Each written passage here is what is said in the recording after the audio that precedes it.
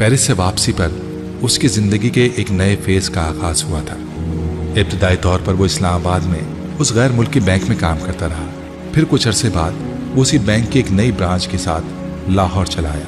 उसे कराची जाने का मौका मिल रहा था, मगर उसने लाहौर का इंतखाब किया। उसे यहाँ डॉक्टर सिब्त के साथ वक्त गुजारने का मौका मिल रहा था। पाकिस्तान में उसकी मसरूफियात की नौयत तब्दील हो गई थी, मगर उनमें कमी नहीं आई थी। वो यहाँ भी दिन रात मसरूफ़ रहता। एक एक्सेप्शनल माहिर माशियात के तौर पर उसकी शोहरत उसके साथ साथ सफ़र कर रही थी। हुकूमती हलकों के लिए उसका नाम नया नहीं था, मगर पाकिस्तान आ जाने के बाद फाइनेंस मिनिस्ट्री मुख्तलिफ मौक़े पर अपने ज़ेर तरबियत ऑफिसर्स को दिए जाने वाले लेक्चरर्स के लिए उसे बुलवाती रहती। लेक्चर्स का सिलसिला भी उसके लिए नया नहीं था। येल में ज़ेर तालीम रहने के बाद वो वहाँ मुख्तलिफ क्लासेस को लेक्चर देता रहा था। ये सिलसिला न्यूयॉर्क मुंतकिल हो जाने के बाद भी जारी रहा, जहाँ वो कोलंबिया यूनिवर्सिटी में ह्यूमन डेवलपमेंट पर होने वाले सेमिनार्स में हिस्सा लेता रहा। बाद में उसकी तवज्जो एक बार फिर इकनॉमिक्स की तरफ मबजूल हो गई। पाकिस्तान में बहुत जल्द वो उन सेमिनार्स के साथ इन्वॉल्व हो गया था जो IBA, लम्स और फास्ट जैसे इदारे करवा रहे थे। इकनॉमिक्स और ह्यूमन डेवलपमेंट वाहिद मौज़ूआत थे जिन पर खामोशी इख्तियार नहीं किया करता था। वो उसके पसंदीदा मौज़ूए गुफ्तगू थे और सेमिनार्स में उसके लेक्चर्स का फीडबैक हमेशा बहुत ज़बरदस्त रहा था। वो महीने का एक वीकेंड गांव में अपने स्कूल में गुजारा करता था और वहाँ रहने के दौरान वो ज़िंदगी के एक नए रुख से आशनाई हासिल कर रहा था। हमने अपनी गुर्बत अपने देहात में छुपा दी है, बिल्कुल उसी तरह जिस तरह लोग मिट्टी को कारपेट के नीचे छुपा देते हैं। उस स्कूल की तामीर का आगाज़ करते हुए फुरकान ने एक बार उससे कहा था, और वहाँ गुजारे जाने वाले दिन उसे उस जुमले की हौलनाकी का एहसास दिलाते। ऐसा नहीं था कि पाकिस्तान में गुर्बत की मौजूदगी से नाआशना था।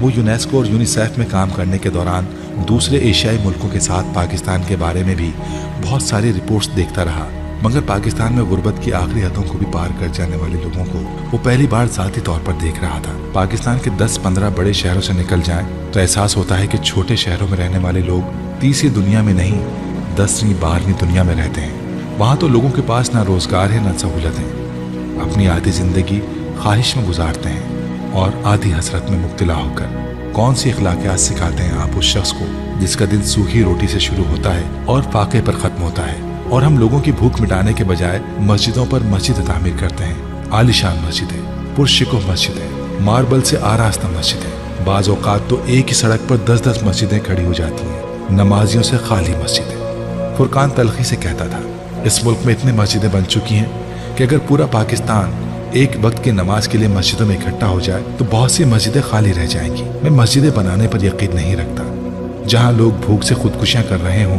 जहाँ कुछ खास तबकों की पूरी नस्ल जहालत के अंधेरों में भटकती फिर रही हो, वहाँ मस्जिद के बजाय मदरसे की ज़रूरत है, स्कूल की ज़रूरत है। तालीम और शऊर होगा और रिज़्क़ कमाने के मौक़े तो अल्लाह से मोहब्बत होगी, वरना सिर्फ शिकवा ही होगा। वो फुरकान की बातें खामोशी से सुनता रहा था। उसने मुस्तकिल तौर पर गांव जाना शुरू किया तो उसे अंदाज़ा हुआ कि फुरकान ठीक कहता था। गुर्बत लोगों को कुफर तक ले गई थी। छोटी छोटी ज़रूरतें उनके आसाब पर सवार थीं और जो उन मामूली ज़रूरतों को पूरा कर देता वो जैसे उसकी ग़ुलामी करने पर तैयार हो जाते। उसने जिस वीकेंड पर गाँव जाना होता, स्कूल में लोग अपने छोटे मोटे कामों के लिए जमा होते। बाज़ दफ़ा लोगों की कतारें होती। बेटे को शहर की किसी फैक्ट्री में काम पर रखवा दें, चाहे 1000 रुपया ही मिल जाए, मगर कुछ पैसा तो आए। 2000 रुपये मिल जाते तो मैं अपनी बेटी की शादी कर देता। बारिश ने सारी फसल ख़राब कर दी। फसल लगाने के लिए बीज खरीदने तक के लिए पैसे नहीं है। आप थोड़े पैसे कर्ज के तौर पर देते, मैं फसल काटने के बाद दे दूंगा। बेटे को पुलिस ने पकड़ लिया है, कसूर भी नहीं बताते, बस हमारी मर्जी जब तक चाहे अंदर रखें। तुम आई जी के पास जाओ। पटवारी मेरी ज़मीन पर झगड़ा कर रहा है, किसी और को अलाट कर रहा है। कहता है मेरे कागजात जाली हैं। बेटा काम के लिए पास के गाँव में जाता है, रोज़ 8 मील चल कर आना पड़ता है। आप एक साइकिल ले दें, मेहरबानी होगी। घर में पानी का हैंडपंप लगवाना है, आप मदद कर दें। वो ताज्जुब से उन दरख्वास्तों को सुनता था। क्या लोगों के लिए मामूली काम भी उनके लिए पहाड़ बन चुके हैं? ऐसा पहाड़ जिसे अबूर करने के लिए वो ज़िंदगी के कई साल ज़ाया कर देते हैं। वो सोचता, महीने एक वीकेंड पर जब वो वहाँ आता तो अपने साथ 10-15 हज़ार रुपये ज़्यादा लेकर आता। वो रुपये छोटे छोटे टुकड़ों में बहुत से लोगों को बज़ाहिर बड़ी लेकिन हकीकतन बहुत छोटी ज़रूरतें पूरी कर देते थे। उनकी ज़िंदगी में कुछ आसानियाँ ले आते। उसके लिखे हुए चंद सिफारशी रुके और फ़ोन कॉल्स उन लोगों के कंधों के बोझ और पैरों में ना नज़र पड़ने वाली बेड़ियों को कैसे उतार देते, इसका एहसास शायद सालार को खुद भी नहीं था। لاہور میں اپنے قیام کے دوران وہ باقاعدگی سے ڈاکٹر سبت صاحب کے پاس جاتا تھا۔ ان کے ہاں ہر رات عشاء کی نماز کے بعد کچھ لوگ جمع ہوتے تھے۔ ڈاکٹر صاحب کسی نہ کسی موضوع پر بات کیا کرتے تھے۔ بعض دفعہ اس موضوع کا انتخاب وہ خود کرتے، بعض دفعہ ان کے پاس آنے والے لوگوں میں سے کوئی ان سے سوال کرتا اور پھر یہ سوال اس رات کا موضوع بن جاتا۔ عام اسکالرز کے برعکس ڈاکٹر سبت علی صرف خود نہیں بولتے تھے، نہ ہی انہوں نے اپنے پاس آنے والے لوگوں کو صرف سامع بنا دیا تھا، بلکہ وہ اکثر اپنی بات کے دوران ہی چھوٹے موٹے سوالات بھی کرتے رہتے اور پھر ان سوالات کا جواب دینے کے لیے نہ صرف لوگوں کی حوصلہ افزائی کرتے بلکہ ان کی رائے کو بھی بہت زیادہ اہمیت دیتے۔ ان کے اعتراضات کو بڑے تحمل اور بردباری سے سنتے۔ ان کے پاس آنے والوں میں صرف سالار سکندر تھا جس نے کبھی سوال کیا تھا، نہ کبھی ان کے سوال کا جواب دینے کی کوشش کی تھی۔ وہ کبھی کسی بات پر اعتراض کرنے والوں میں شامل ہوا، نہ کسی بات پر رائے دینے والوں میں۔ وہ فرقان کے ساتھ آتا، فرقان نہ آتا تو اکیلا چلا آتا، کمرے کے آخری حصے میں اپنی مخصوص جگہ پر بیٹھ جاتا، خاموشی سے ڈاکٹر صاحب اور وہاں موجود لوگوں کو سنتا۔ بعض دفعہ اپنے دائیں بائیں آ بیٹھنے والے لوگوں کے استفسار پر اپنا ایک جملہ پیش کرتا۔ میں سالار سکندر ہوں، ایک بینک میں کام کرتا ہوں۔ وہ جب تک امریکہ میں رہا تب ہر ہفتے ایک بار وہاں سے ڈاکٹر سبت علی کو فون کرتا رہا، مگر فون پر ڈاکٹر صاحب کے ساتھ ہونے والی گفتگو بہت مختصر اور ایک ہی نوعیت کی ہوتی۔ وہ کال کرتا، ڈاکٹر صاحب ریسیو کرتے اور ایک ہی سوال کرتے۔ وہ پہلی بار اس سوال پر تب چونکا تھا جب وہ پاکستان سے چند دن پہلے امریکہ آیا تھا اور ڈاکٹر صاحب اس کی واپسی کا پوچھ رہے تھے۔ اسے تعجب ہوا تھا۔ ابھی تو نہیں، اس نے کچھ نہ سمجھتے ہوئے کہا تھا۔ بعد میں وہ سوال اسے کچھ عجیب نہیں لگا کیونکہ وہ لاشعوری طور پر جان گیا تھا کہ وہ کیا پوچھ رہے تھے۔ آخری بار انہوں نے وہ سوال اس سے تب کیا تھا جب وہ امامہ کی تلاش میں ریڈ لائٹ ایریا میں پہنچا تھا۔ پیرس واپس پہنچنے کے ایک ہفتے بعد اس نے ہمیشہ کی طرح انہیں کال کیا تھا۔ ہمیشہ جیسی گفتگو کے بعد گفتگو اسی سوال پر آ پہنچی تھی۔ واپس پاکستان کب آ رہے ہیں؟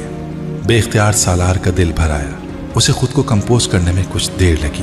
اگلے ماہ آ جاؤں گا، میں ریزائن کر رہا ہوں، واپس آ کر پاکستان میں ہی کام کروں گا۔ پھر ٹھیک ہے، آپ سے اگلے ماہ ملاقات ہوگی، ڈاکٹر صاحب نے تب کہا تھا۔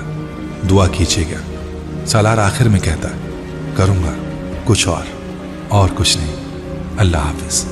وہ کہتا، اللہ حافظ۔ وہ جواب دیتے۔ گفتگو کا یہ سلسلہ پاکستان آنے تک جاری رہا۔ جب وہ ان کے پاس باقاعدگی سے جانے لگا تو یہ سلسلہ ختم ہو گیا۔ لاہور آنے کے بعد وہ باقاعدگی سے ان کے پاس جانے لگا تھا۔ اسے ان کے پاس سکون ملتا تھا۔ صرف ان کے پاس گزرا ہوا وقت ایسا ہوتا تھا جب وہ کچھ دیر کے لیے مکمل طور پر اپنے ڈپریشن سے آزادی حاصل کر لیتا تھا۔ بعض دفعہ ان کے پاس خاموش بیٹھے بیٹھے بے اختیار اس کا دل چاہتا وہ ان کے سامنے وہ سب کچھ اگلتے جسے وہ اتنے سالوں سے اپنے اندر زہر کی طرح بھرے پھر رہا تھا۔ پچھتاوا، احساس جرم، بے چینی، بے بسی، شرمندگی، ندامت، ہر چیز۔ پھر اسے خوف پیدا ہوتا ڈاکٹر سبت علی اس کو پتہ نہیں کہ نظروں سے دیکھیں گے۔ اس کی ہمت دم توڑ جاتی۔ ڈاکٹر سبت علی ابہام کو دور کرنے میں کمال رکھتے تھے۔ وہ ان کے پاس خاموش بیٹھا رہتا، صرف سنتا، صرف سمجھتا، صرف نتیجہ خاص کرتا۔ کوئی دھن تھی جو چھٹ رہی تھی، کوئی چیز تھی جو اسے نظر آنے لگی تھی۔ جن سوالوں کو وہ کئی سالوں سے سر پر بوجھ کی صورت میں لیے پھر رہا تھا، ان کے پاس ان کے جواب تھے۔ اسلام کو سمجھ کر سیکھیں تو آپ کو پتہ چلے گا کہ اس میں کتنی وسعت ہے۔ یہ تنگ نظری اور تنگ دلی کا دین نہیں ہے، نہ ہی ان دونوں چیزوں کی اس میں گنجائش ہے۔ یہ میں سے شروع ہو کر ہم پر جاتا ہے، فرد سے معاشرے تک۔ اسلام آپ سے یہ نہیں کہتا کہ آپ 24 گھنٹے سر پر ٹوپی، ہاتھ میں تسبیح، ہر جگہ مصلی بچھائے بیٹھے رہیں، ہر بات میں اس کے حوالے دیتے رہیں۔ نہیں، یہ تو آپ کی زندگی سے، آپ کی اپنی زندگی سے حوالہ چاہتا ہے۔ یہ تو آپ سے راست بازی اور پارسائی کا مطالبہ کرتا ہے، دیانتداری اور لگن چاہتا ہے، اخلاص اور استقامت مانگتا ہے۔ ایک اچھا مسلمان مانگتا ہے۔ ایک اچھا مسلمان اپنی باتوں سے نہیں، اپنے کردار سے دوسروں کو متاثر کرتا ہے۔ سالار ان کی باتوں کے ایک چھوٹے سے ریکارڈر میں ریکارڈ کر لیتا، پھر گھر آ کر بھی سنتا رہتا۔ اسے ایک رہبر کی تلاش تھی۔ ڈاکٹر سبت علی کی صورت میں اسے وہ رہبر مل گیا تھا۔